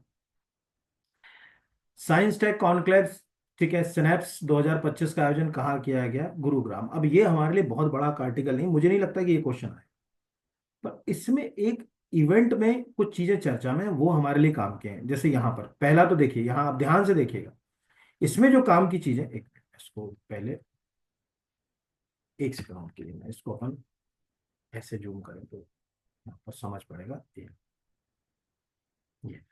अब यहाँ पर आप ध्यान से देखिए, काम का क्या है। पहला तो यही हो गया कि इसके ऊपर एक 27 मार्च को एक आर्टिकल छपा। आर्टिकल में क्या लिख रहा है कि पहली रोबोट नागरिक का इंटरव्यू। यहाँ पर तो ये हो गया कि पहली, जब दुनिया में पहली ह्यूमनाइड रोबोट सोफिया, ये हो गया पहला क्वेश्चन। उसने कौन सा गाना गाया? पापा कहते हैं बड़ा नाम करेगा, बेटा हमारा ऐसा काम करेगा। ये दूसरा हो गया। तीसरा है कि जो अगर कहा जाए सोफिया ने गुरुग्राम में हुए साइंस टेक कॉन्क्लेव, ठीक है, साइनेप्स 2025 भारत में पहुंची। ये तीसरा क्वेश्चन है। चौथा नीचे देखिए, समझिएगा, आप में से हर एक के सिलेबस में रोबोटिक्स, हर एक के सिलेबस। अब यहां पर अगर यही क्वेश्चन आ जाए कि ठीक है, ऑप्टिमस रोबोट किस कंपनी के द्वारा विकसित किया गया, तो क्या करोगे आप? अभी आप खुद सोचो ना कि अगर ये प्रश्न मैं आपसे पीएससी में पूछ लेता कि विश्व की किस कंपनी के द्वारा प्रसिद्ध ऑप्टिमस रोबोट जो है वो डेवलप किया गया, तब आपको टेस्ला कितना याद आता? इस तरह के आर्टिकल करंट अफेयर्स में स्टैटिक क्वेश्चन को लिंक करने के लिए डिजाइन होते हैं। तो लिख रहा है कि अमेरिका की दिग्गज टेक कंपनी टेस्ला के सीईओ एलन मस्क ने ऑप्टिमस रोबोट पेश किया है। एलन अभी नहीं है, ऑप्टिमस 2021 से ये लोग डिजाइन कर रहे हैं, ठीक है, यहाँ पर 2025 में इनके टारगेट ज्यादा आ गए, इसलिए न्यूज में। मस्क ने ऐलान किया कि 2025 तक 10,000 से 12,000 रोबोट बनाएंगे, इसका उत्पादन भी शुरू हो चुका है। अब यहाँ पर आपको एक आर्टिकल है, इस आर्टिकल से कम थोड़ा बहुत रोबोटिक्स के बारे में जानकारी पता चल रही है यहाँ पर कि रोबोटिक्स जो अगर कहा जाए, जैसे रोबोटिक्स में जैसे एआई, एआई सिर्फ डेटा और एल्गोरिथम पर काम करता है। ये क्वेश्चन हो गया ना, एआई इनमें से किसके ऊपर काम करता है? आप जो डेटा दो, आपके डेटा के अंदर अगर एआई में मैं अगर गाय हूं तो वो मुझे गाय ही मानेगा। आपने क्या फीड किया, अगर आपने जो अगर कहा जाए उसके डेटा में गाय फीड कर दिया तो वही मानेगा, उसकी एल्गोरिथम। जैसे अभी आपने देखा होगा ना कि कुछ लोग अपनी फोटो बकायदा कार्टून पैटर्न पर जो अगर कहा जाए कि बना बना के डाल रहे हैं सोशल मीडिया में, तो उसमें एक मुद्दा छिड़ गया कि एआई से इस तरह की जो फोटो डिजाइन करी, इनमें भावनाएं नहीं होती। फोटो तो होती है लेकिन ये आपकी तो फीलिंग तो वो जो हाथ से कार्टून बनाने वाला होगा ना वही बता पाएगा। एआई वो फीलिंग नहीं ला सकती। यहाँ पर उसमें अभी चल रहा है न्यूज में। तो एक तो ये मतलब हमारे सामने क्वेश्चन है कि इस तरह के क्वेश्चंस भी पूछे जाते हैं। नेटुम्बो नंदी नेहतवाहा किस देश की राष्ट्रपति चुनी गई? ठीक है, अगर कहा जाए नामीबिया, क्योंकि वो पहली है इसीलिए मैंने ये क्वेश्चन लिया, वन लाइन का। ठीक है, ये लिखा हुआ है नेटुम्बो नंदी नेदतवाहा ने नामीबिया की पहली महिला राष्ट्रपति के रूप में शपथ ली। फर्स्ट जो अगर कहा जाए वुमेन प्रेसिडेंट है, इसलिए वन लाइन का है, कोई ज्यादा दिमाग का। अगला क्वेश्चन तो आना ही है, आना ही है। ईरान में आयोजित एशियन कुश्ती चैंपियनशिप 2025 में वुमेन फ्री स्टाइल में भारत की किस खिलाड़ी ने गोल्ड मेडल जीता? मनीषा भनवाल, ये महिला खिलाड़ी है। पहले तो ये चारों ने मेडल जीते हैं, किसी ने सिल्वर जीता, किसी ने ब्रॉन्ज जीता, चारों वहां गई थी और चारों जो है कुश्ती से जुड़े हुए, मुस्कान नंदल, मानसी लाठर, जो अगर कहा जाए अंतिम पंघाल, और अगर कहा जाए मनीषा भव, ईरान में हुई। ये क्वेश्चन आएगा ही आएगा, आप कॉपी में लिख लेना, जहां लिख के रखना लिख लेना कि अगले साल या किसी एग्जाम में अभी कोई क्वेश्चन पूछेगा कि भाई जो है वो मनीषा जो है वो भनवाल का संबंध जो है वो किस खेल से है, या ईरान में आयोजित हुई एशियन कुश्ती चैंपियनशिप में भारत के लिए किस महिला खिलाड़ी ने गोल्ड मेडल दिलाया। 100% आया। बहुत सारे खिलाड़ियों ने इसमें इवेंट में, आप अपने स्तर पर भी पढ़ सकते हैं वो पूरा इवेंट, तो अभी मैं आपको नेक्स्ट लेक्चर जो आएगा एक क्वेश्चन बना के पूरे इवेंट के खिलाड़ियों का डिटेल बता दूं। अभी की स्थिति में तो हमको ये बात समझ पड़ रही है कि यार ये क्वेश्चन जो है वो आ सकता है, और अभी जितनी भी न्यूज चल रही है उसमें अगर आप कहीं भी इनको टाइप करो तो आपको यही चीज जो है अगर कहा जाए ना, मनीषा वनवाल जो अगर कहा जाए cleans the India first gold medal in the Asian wrestling जो है वो चैंपियनशिप यहाँ पर। तो ये जितनी भी जगह अगर हम जाएं, कहीं भी अगर हम ये कीवर्ड टाइप करें, तो ये कीवर्ड अभी यही चल रहा है। ये सब जो अगर कहा जाए इसी के ऊपर, ये लिखा हुआ 4 दिन पहले एशियन कुश्ती चैंपियनशिप 2025, मनीषा जो है वो भानवाल जो अगर कहा जाए स्वर्ण पदक जीता। मनीषा जो अगर कहा जाए रोहतक की बेटी मनीषा जो है वो भानवाला ने जो है दिलाया पहला स्वर्ण। ठीक है, ये लिखा हुआ है यहाँ पर। तो कई जगह ये क्वेश्चंस आपको मिलेगा। यहाँ पर ये अंतिम पंगाल ने एशिया, इसने भी जो अगर कहा जाए मेडल दिलाया, बट गोल्ड मेडल नहीं दिलाया। तो एक हो गया कि यार कौन कौन से खिलाड़ी हैं, वो खिलाड़ियों के नाम हो गए, बाकी तो यहाँ पर अपने को दिख ही रहा है क्वेश्चन। तो ये अपने को जो है याद रखना। अगला है उत्तराखंड के बाद किस राज्य के द्वारा समान जो अगर कहा जाए नागरिक संहिता लागू करने का निर्णय लिया गया। अभी उत्तराखंड जो अगर कहा जाए पहला जो है वो अगर कहा जाए कि मतलब स्टेट हो गया भारत का। देखो पार्शली तो गोवा पहला स्टेट था जिसने पार्शली आंशिक रूप से अगर कहा जाए यूनिफॉर्म सिविल कोड को लागू किया। टेक्निकली रूप से यूनिफॉर्म सिविल कोड को लागू करने वाला जो है वो उत्तराखंड भारत का पहला राज्य। तीसरा अभी जो अगर कहा जाए गुजरात ने भी कह दिया कि भाई हम अपनी यूनिफॉर्म सिविल कोड बना रहे हैं, उसकी पूरा ड्राफ्ट उन्होंने तैयार कर दिया। अब हमारे काम का क्या है, हमारे काम का वो एक ही क्वेश्चन है, एक उत्तराखंड का, एक गुजरात का, और तीसरा जो सबसे इंपॉर्टेंट इसमें जो पॉलिटी का क्वेश्चन रिवीजन करना है अभी क्लास के साथ, वो है आर्टिकल 44। यानी अब हमारे यहाँ रिवाइज हो गया कि इंडियन कॉन्स्टिट्यूशन के आर्टिकल 44 में यूनिफॉर्म सिविल कोड के बारे में प्रावधान, जिसमें कहा गया है कि राज्यों को समान नागरिक संहिता पर काम करना चाहिए यहाँ पर, यानी स्टेट के लिए जो है कहा गया। पर प्रॉब्लम ये है कि हम जानते हैं कि कॉन्स्टिट्यूशन का पार्ट 4 डीपीएसपी जस्टिसेबल नहीं है, वाद योग नहीं है। आप उसके लिए किसी न्यायालय में नहीं जा सकते। जैसे मध्य प्रदेश ने गौवंश वध प्रतिषेध अधिनियम बनाया, तो केरल का आदमी नहीं जा सकता कि सर वो मध्य प्रदेश ने बनाया तो हमारे यहाँ भी बनाओ। वो राज्य की दूरंदेशी पर निर्भर करता है, वो राज्य के ऊपर निर्भर करता है कि वो बनाएगा कि नहीं बनाएगा। इसलिए डीपीएसपी कभी अपनी जगह कहा जाए मूल आत्मा तक पहुंच नहीं पाया। डीपीएसपी तो आर्थिक रूप से राज्य को सशक्त करने में इतना इंपॉर्टेंट रोल प्ले कर सकते थे, कुछ नजरियों में फंडामेंटल राइट से भी अच्छे थे डीपीएसपी। पर प्रॉब्लम है कि राज्यों ने कभी उसमें ठीक है अपनी भूमिका सही तरीके से निभाई नहीं। यही रीजन है कि आज भी डीपीएसपी के जितने सिद्धांत हैं उनमें से बहुत कम जो अगर कहा जाए हम तक जो है वो पहुंच पाए। तो ये जो अगर कहा जाए कि ये मतलब अपने को जो है याद रखना, यूनिफॉर्म सिविल कोड, मतलब कोई कोई क्वेश्चन जो है वो पूछ ले तो ये बन सकता है क्वेश्चन। अब क्या क्वेश्चन बनेगा वो तो मुझे नहीं मालूम यहाँ, लेकिन ये याद रखिएगा कि यूनिफॉर्म सिविल कोड के बारे में कॉन्स्टिट्यूट असेंबली में भी जो अगर कहा जाए बात थी, और यूनिफॉर्म सिविल कोड के कंसेप्ट को कॉन्स्टिट्यूट असेंबली ने 23 नवंबर 1948 को अडॉप्ट कर लिया था। ये भी याद रखिएगा, ये यूनिक क्वेश्चन दे रहा हूं, आप कॉपी में कहीं लिख लीजिएगा। मतलब एक सेकंड इसको लगा दूं जरा मैं। ऐसे क्वेश्चन जो एग्जाम में ना दिमाग का दही बना देते थे। अगर आपको यूनिक क्वेश्चन की उम्मीद है तो आपको ये दिख रहा है यहाँ पर यूनिफॉर्म सिविल कोड यूसीसी, तो हमको दिख रहा है कि आर्टिकल 44 में, बट आर्टिकल 44 में आया कहां से भाई, आया कहां से, कब जो है वो कॉन्स्टिट्यूट असेंबली ने इसको अडॉप्ट करा। तो 23 नवंबर 1948 को इसको कॉन्स्टिट्यूट असेंबली ने अडॉप्ट कर लिया था। ये आप याद है, मैंने एक इंडियन एक्सप्रेस का आर्टिकल पढ़ा था, अभी ढूंढूंगा तो मिल भी जाएगा। Uniform civil code Indian Express article कर दो, उसमें बकायदा पूरे आर्टिकल के अंदर ये स्टोरी थी कि कैसे कॉन्स्टिट्यूट असेंबली ने इसकी महत्वता को स्वीकार किया। उसके बाद जो अगर कहा जाए आज तक हम उस पर क्यों काम नहीं कर पाए, पूरा आर्टिकल छपा हुआ उसमें। बट वही चीज है कि कुछ करा तो नहीं जा सकता। तो आपके काम का इतना है जो मैंने आपको बताया, आप हाँ ढूंढना चाहो। कुछ चीजें होती है ना कि यार टीचर अब सब चीजें तो नहीं पढ़ा सकता, और सब चीजें इसलिए नहीं पढ़ा सकता कि सब बच्चे पढ़ना नहीं चाहते। पर 1 घंटे की वीडियो में ही लगता है कि 10 मिनट में खत्म कर देते हैं। ठीक है, तो उनको लगता है कि करंट अफेयर्स तो हम 10 मिनट में कर लेते हैं, एक वीक का कहीं से रोज हमको मिल जाता है, क्यों अपना समय हम बर्बाद करें। इसलिए हम भी उतना ही कर पाते हैं जितना सबको लग रहा है कि सब संतुष्ट हैं उतना। यूनिफॉर्म सिविल कोड, हिंदी में कीवर्ड चल रहा है इसका एक, uniform uniform civil code Indian Express article. कभी आपका मन करे, जैसे जो पढ़ने वाले बच्चे। तो ये आप आर्टिकल इंडियन एक्सप्रेस में इनमें से कोई आर्टिकल आप पढ़ लीजिएगा, इसमें आपको मिल जाएगा। मेरे हिसाब से शायद इसी आर्टिकल के अंदर वो स्टोरी होगी या नीचे वाले के अंदर होगी। उसमें बकायदा पूरा बताया है कि कैसे जो है वो यूनिफॉर्म सिविल कोड की कहानी आई, कैसे यूनिफॉर्म सिविल कोड के ऊपर हमने काम करना शुरू किया, और क्या उसकी जो अगर कहा जाए महत्वता है। ये सब बातें आपको जो अगर कहा जाए इसमें जो है वो मिल जाए। ये आप कभी जो है वो याद रखिएगा यहाँ। ठीक है, तो ये मैंने रफली, जैसे ये देखो ये आर्टिकल आ गया, अब ये लिखा ना article 44 of the Indian Constitution which speak about the UCC was adopted by the Constituent Assembly on November 23rd, 1948। आप ठीक है, after the splitted debate what are the argument and वो अब हमारे काम करी, पूरी स्टोरी आप लोगों को पढ़ना है। मैंने अपना उतना बता दिया कि कॉन्स्टिट्यूट असेंबली में नवंबर 1948 में इसको ले लिया था उन्होंने कि हाँ भैया हम मानेंगे, इसके पे काम करेंगे।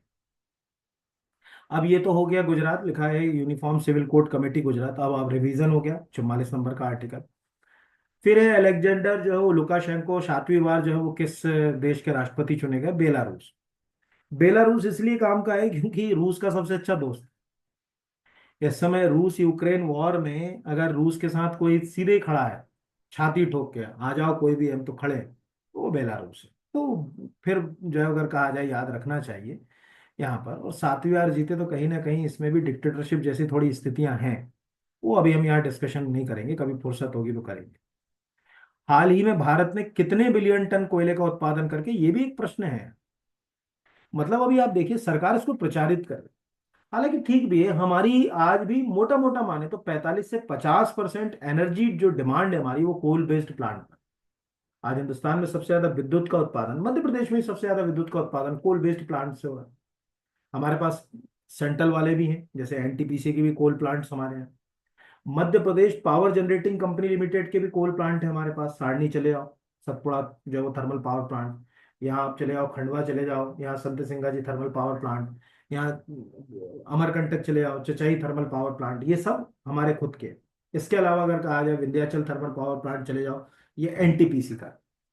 तो वो कोई गलत नहीं कि प्रोडक्शन तो बढ़ाना ही है, ठीक है, अभी तो मजबूरी है विकास करना। अब ये क्यों लिया? क्योंकि इसमें सरकार ने एक बहुत अच्छा बड़ा प्रेस रिलीज पेपर में छापा उसको। इस तरह से पेपर में भी एक आर्टिकल है, the historic milestone 1 billion ton of coal production. 1 billion ton कोयले का उत्पादन किया। ऐतिहासिक जो अगर कहा जाए, जैसे फिल्म का पोस्टर रिलीज होता है वैसा दिख रहा है। तो प्रश्न जो है अगर कहा जाए बन सकता है। हालांकि अभी 2-4 साल हम और करेंगे, धीरे धीरे हम जो अगर कहा जाए कोल बेस्ड प्लांट से धीरे धीरे बाहर निकल रहे हैं। रिन्यूएबल एनर्जी के ऊपर हमारी डिपेंडेंसी हम बढ़ा रहे हैं, आने वाले समय में बढ़ा लेंगे, टाइम तो लगेगा लेकिन। फिर हाल ही में विनोद कुमार शुक्ल को 59th ज्ञानपीठ अवार्ड के लिए चुना गया। उनका संबंध किस राज्य से? अब ये क्वेश्चन क्यों आ सकता है ना? इस प्रश्न को आने का पहले तो तर्क देखना पड़ेगा। तो न्यूज में आप ध्यान से देखो यहाँ पर क्या छपा हुआ। ठीक है, सर्वोच्च साहित्यिक सम्मान पाने वाले छत्तीसगढ़ के पहले लेखक, वर्ड आ गया ना? छत्तीसगढ़ के, अब छत्तीसगढ़ तो हमारी छोटा भाई है ना। तो यहां हमको समझ पड़ा कि प्रसिद्ध हिंदी लेखक विनोद कुमार शुक्ल 59th ज्ञानपीठ अवार्ड से सम्मानित किए जाएंगे। ये भारत का सर्वोच्च साहित्यिक सम्मान है। छत्तीसगढ़ के पहले ऐसा लेखक हैं जिन्हें यह अवार्ड मिलेगा। 88 साल के शुक्ल कहानीकार कवि निबंधकार हैं। कई सारे जो अगर कहा जाए वो हैं। वे ज्ञानपीठ पुरस्कार पाने वाले 12वें हिंदी लेखक हैं। अब ऐसे क्वेश्चंस भी आजकल आ सकते हैं।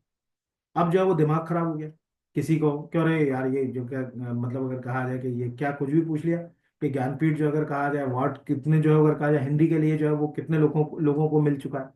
बेबुनियादी नहीं, बेबुनियादी नहीं है। ये प्रश्न ऐसे जो अगर कहा जाए पूछे जा सकते हैं। तो 12वें अवार्ड है यहाँ पर, बस 12वें अवार्ड हो रहे हैं, 12वें व्यक्ति हैं जिनको जो अगर कहा जाए कि ये अवार्ड से जो अगर कहा जाए सम्मानित किया जाएगा। इसमें से कुछ भी क्वेश्चन बन सकता है, ठीक है। बुक्स वगैरह लिखी हैं, नौकर की कमीज, दीवार में एक खिड़की, जो अगर कहा जाए, देखो ऐसे भी मैं बता दूं ज्ञानपीठ, अब इसमें ध्यान रखिएगा, जैसे आपसे कोई पूछे कि उनको उनकी किस बुक के लिए ज्ञानपीठ मिला, तो बुक के लिए ज्ञानपीठ नहीं मिलता। ध्यान समझिएगा, जब ज्ञानपीठ अवार्ड की शुरुआत हुई, ठीक है, तो पहला ज्ञानपीठ अवार्ड जो मिला था वो जी शंकर कुरूप को मिला था। ठीक है, उसके बाद फिर क्या हुआ, जब ज्ञानपीठ में शुरू शुरू में जो ज्ञानपीठ मिले, जैसे हिंदी साहित्य के लिए सुमित्रा नंदन पंत को मिला, उनकी रचना थी चिदम्बरा, ठीक है, उसके लिए उनको मिला। फिर उसके बाद अगर कहा जाए रामधारी सिंह दिनकर, उनकी रचना थी उर्वशी, उसके लिए मिला। बाद में क्या हुआ कि नहीं यार, एक बुक से हम उसकी कैसे आइडेंटिटी करेंगे, अब जो है बुक लॉजिक नहीं है, आपका पूरा साहित्य में क्या योगदान है उसके आधार पर ज्ञानपीठ। तो ज्ञानपीठ अवार्ड जनरली 22 आधिकारिक भाषाओं में दिया जाना है। और ध्यान समझिए, 5 चीज बता रहा हूं। पहले, ज्ञानपीठ अवार्ड में जो मूर्ति आपने देखी होगी वो यहीं मध्य प्रदेश के धार में जो वाघ देवी की प्रतिमा थी राजा भोज की, उसी की ही प्रतिकृति है या उसी की ही रिप्लिका है। पहला आपको याद रखिएगा, कभी भी ज्ञानपीठ अवार्ड को आप देखेंगे वही रिप्लिका है, वाघ देवी यानी सरस्वती की। दूसरा, के ज्ञानपीठ अवार्ड पहला किसको मिला था, तो जी शंकर ग्रुप को मिला था, है ना, मलयालम लिटरेचर के। हिंदी के लिए किसको मिला, तो सुमित्रा नंदन पंत को मिला, बड़ी कालजयी रचना थी चिदम्बरा उनकी, उसके लिए। 22 आधिकारिक भाषाओं में मिलता था, जिसमें इंग्लिश जो है वो शामिल नहीं होती थी। लेकिन जब जो अगर कहा जाए अमिताभ घोष को ज्ञानपीठ अवार्ड मिला था, तो इंग्लिश भी ज्ञानपीठ अवार्ड का हिस्सा बन गई। अमिताभ घोष पहले ऐसे लेखक हैं जिन्हें उन 22 आधिकारिक भाषाओं के अलावा, क्योंकि उनमें इंग्लिश नहीं आती, ज्ञानपीठ अवार्ड दिया गया। 2018 में उनको ज्ञानपीठ मिला था, वो आपको आ सकता है। और पिछले वाला जो ज्ञानपीठ था उसकी भी एक यूनिक खासियत थी कि पिछले साल ज्ञानपीठ 2 लोगों को दिया, पिछले साल। ठीक है, एक स्वामी रामभद्राचार्य, संस्कृत में उनका बड़ा कंट्रीब्यूशन है, आपने उनके कई बार जो अगर कहा जाए यूट्यूब वगैरह पे जो अगर कहा जाए वीडियो वगैरह देखे होंगे। और उर्दू लेखन के लिए गुजराल को, ठीक है, अगर कहा जाए गुजराल निकल गया, गुलजार को, है ना। तो गुलजार एक एक से एक गाने लिखे, एक से एक फिल्में हैं उनकी। इस तरह से कोई एक टॉपिक पढ़ते समय हम रिवीजन कैसे करें, मतलब ज्ञानपीठ का रिवीजन। इस बहाने वाघ देवी की प्रतिमा कहाँ मिली थी, तो यहाँ पर मिली थी, अभी तो हमारे पास नहीं है, लेकिन कहाँ थी, तो जो अगर कहा जाए धार में भोजशाला में वाघ देवी की प्रतिमा, उसी को अगर कहा जाए। तो जैसे यहाँ पर, यहाँ एक सिंपल आप टाइप करें ज्ञानपीठ अवार्ड, ठीक है, वो गलत प्रोनाउंसिएशन थोड़ा अपना हिंदुस्तानी रहता है, यहाँ पर ये सही प्रोनाउंस। अब अगर आप इमेज पे जाए, अब ध्यान से देखिए, ये जो तोरण दिख रहा है ये भी हमारा ही है, ठीक है, यहाँ पर। और ये जो अगर कहा जाए जो वाघ देवी की प्रतिमा दिख रही है, ये है वाघ देवी की प्रतिमा। ये वाघ देवी की प्रतिमा धार में थी, अंग्रेज इसको ले गए यहाँ से। तो इस तरह से जो अगर कहा जाए कि ये हमको बुनियादी बात समझ पड़ती है। जैसे ये किसी ने लिखा ना 1965, तो क्यों लिख रहा है 1965, यहाँ पर आपको ये 2 लोग क्यों दिखाई दे रहे हैं, क्योंकि साफ है कि 2 लोगों को मिला, रामभद्राचार्य और गुलजार को। इस तरह के क्वेश्चंस एग्जाम में रिवीजन से ही सही होते हैं, पढ़ने से सही नहीं होता। आप जितनी बार दिखे आप उसको रिवाइज करो, आपका क्वेश्चन गलत नहीं जाएगा। फिर अगला है योगे योगीन भारत राष्ट्रीय संग्रहालय कहाँ स्थापित किया जा रहा है, नई दिल्ली। 1 लाइन का है, दिख रहा है, नई दिल्ली में योगे योगीन भारत राष्ट्रीय संग्रहालय। नई दिल्ली के नॉर्थ और साउथ ब्लॉक में एक नया राष्ट्रीय संग्रहालय बन रहा है। इसका नाम युग, इंग्लिश में भी ये नाम है, योगे योगीन भारत राष्ट्रीय संग्रहालय होगा। ये पहला सेंट्रल विस्टा पुनर्विकास परियोजना का हिस्सा है, ये पहल, मतलब जो सेंट्रल विस्टा जिसमें नई संसद बनी है उसका हिस्सा है। इसमें हजारों सालों की पुरानी सभ्यता संस्कृति विरासत को दर्शाया जाएगा। और इसके लिए समझौता तो बात पहले हो चुका है, लेकिन अब इस पे काम शुरू हो गया है। फिर अगला है कि प्रख्यात संत और समाज सुधारक माता कर्मा किसकी अन्य भक्त थी, भगवान कृष्ण की, क्यों लिया। एक तो अभी आपको दिख रहा होगा कि उनके ऊपर एक डाक टिकट जारी हुआ, 5 रुपए का दिख रहा है। अब ये क्यों इंपॉर्टेंट है ना। पहला तो एक तो देखो, उनका जन्म हुआ झांसी में, उनका विवाह हुआ हमारे यहाँ शिवपुरी में, यानी मध्य प्रदेश से भी उनका संबंध। फिर उसके बाद जो है अगर कहा जाए वो दक्षिण की ओर चली गई, मतलब उनका उड़ीसा और छत्तीसगढ़ से संबंध है। कोई भी साहू हो, जिसके सरनेम में अगर कहा जाए साहू लगा हुआ हो, वो लोग, जैसे लिखा ना साहू, वो तो बहुत ज्यादा उनको मानते हैं, बहुत ज्यादा। साहू समाज, तेली समाज तो बहुत ज्यादा उनको मानते। तो हमारे लिए केवल जो है वो ने लिखा ना कि डाक विभाग ने प्रख्यात संत समाज सुधारक भगवान कृष्ण की अन्यन भक्त, सरकार क्यों लिख रही है ना, इसलिए लिख रही है। माता कर्मा की 1009वीं जयंती के अवसर पर उनके सम्मान में एक स्मारक डाक टिकट जारी किया, रायपुर में dash dash dash dash dash यहाँ पर। तो हमारे लिए इतना काम किया यार, मध्य प्रदेश से भी इनडायरेक्टली जो अगर कहा जाए लिंक है। वैश्विक दुग्ध उत्पादन में भारत का योगदान लगभग कितना है, 25%। अब आप सोचिए, मतलब अगर ये क्वेश्चन कैसे आते हैं, जैसे यहाँ पर पहले तो प्रेस रिलीज दिखी 25 मार्च का, भारत 1998 से दुग्ध उत्पादन में प्रथम स्थान पर है। और अब वैश्विक दूध उत्पादन का 25% योगदान देता है। यहां पर अगर कहा जाए, यानी हम टोटल दुनिया में जितना दूध सप्लाई हो रहा है, दूध उपयोग हो रहा है, उसमें 25% हमारी, मतलब कितनी बड़ी बात है। देश में प्रति व्यक्ति जो अगर कहा जाए दुग्ध उत्पादकता, जो अगर कहा जाए दुनिया से ज्यादा, जैसे हम लोग जो है प्रतिदिन कितना यूज कर रहे हैं दूध, 471 ग्राम प्रतिदिन प्रति व्यक्ति। पूरी दुनिया में कितना है, 322 ग्राम, उससे भी ज्यादा है। प्लस एक और जो क्वेश्चन इसका, कि मध्य प्रदेश का आंकड़ा राष्ट्रीय आंकड़ों से ज्यादा है। टॉप 3 स्टेट अगर दूध उत्पादन देखें तो मध्य प्रदेश भी उसमें आता है तीसरे स्थान पर। इस तरह से क्वेश्चन हमारा, जैसे कहते हैं ना वो फैक्ट वाले, ठीक है क्या यार, जो अगर कहा जाए कि डेयरी इंडस्ट्री में आज आपको क्या हो गया, आपको दो चीजें पता चल गई, चाय निर्यात में दूसरे नंबर पे, दुग्ध के टोटल उत्पादन में अगर कहा जाए कि हम पहले नंबर पे। ऐसे क्वेश्चन जो है वो आपको एग्जाम वाला पूछता है। यही क्वेश्चन जो है आते हैं ग्लोबल डेयरी इंडस्ट्री के संबंध में, ये लिखा था।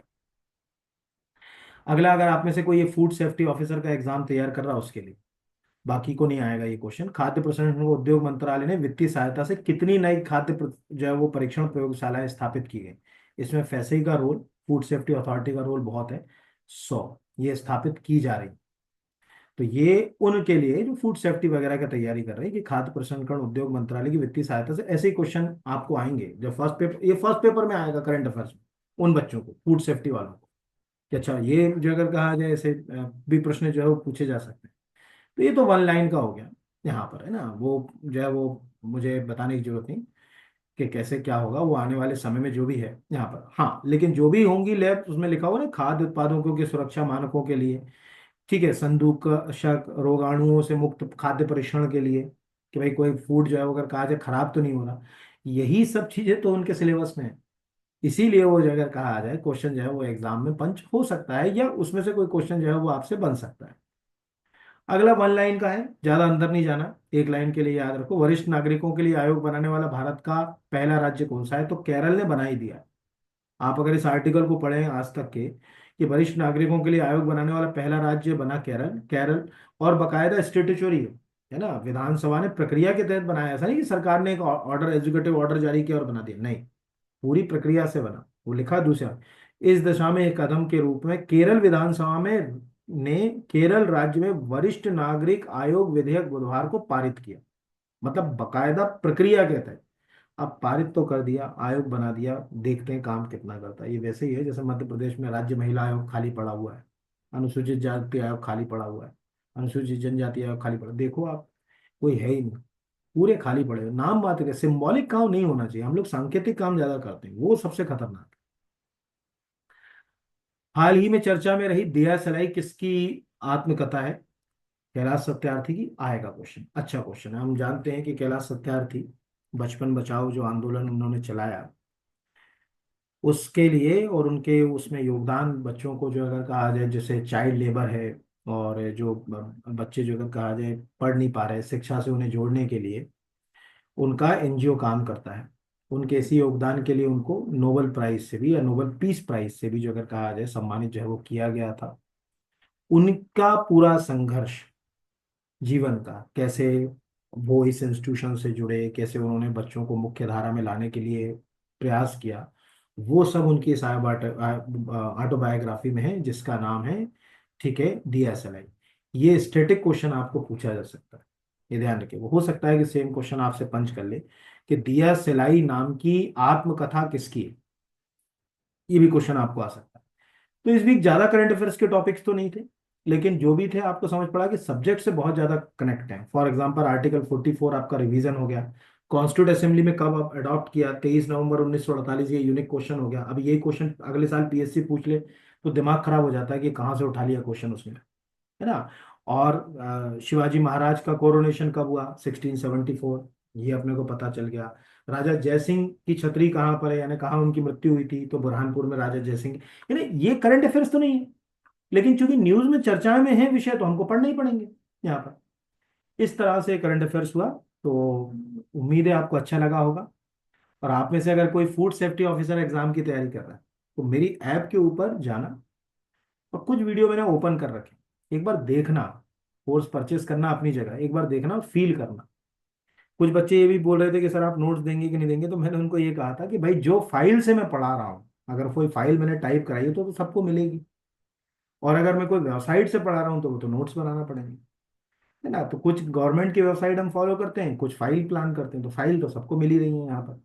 तो कुछ कोर्सेज हैं, आपको अगर अच्छा लगता है, अगर आप असिस्टेंट प्रोफेसर की तैयारी कर रहे हैं तो इससे अच्छा कोई कोर्स नहीं, सब कंप्लीट हो जाएगा, टेस्ट सीरीज वेस्ट सीरीज सब इसमें इंक्लूड है पूरी बकायदा। इसके अलावा मेंस वगैरह के भी कोर्स हैं। ऐप डाउनलोड कीजिए, ऐप डाउनलोड करेंगे तो नीचे ये स्टोर करके फीचर लिखा मिलेगा, इस पर क्लिक करेंगे तो कोर्स की लिस्ट आएगी, वहीं से प्रोसेस है परचेस करने की, कर सकते हैं अगर आपको लगता है तो, है ना। बाकी तो मैं आपके साथ हूँ, चैनल को सब्सक्राइब कीजिए। कल इकोनॉमिक सर्वे का एक और वीडियो आएगा, उम्मीद है कि आपको बहुत अच्छा लगेगा। धन्यवाद आप सभी को।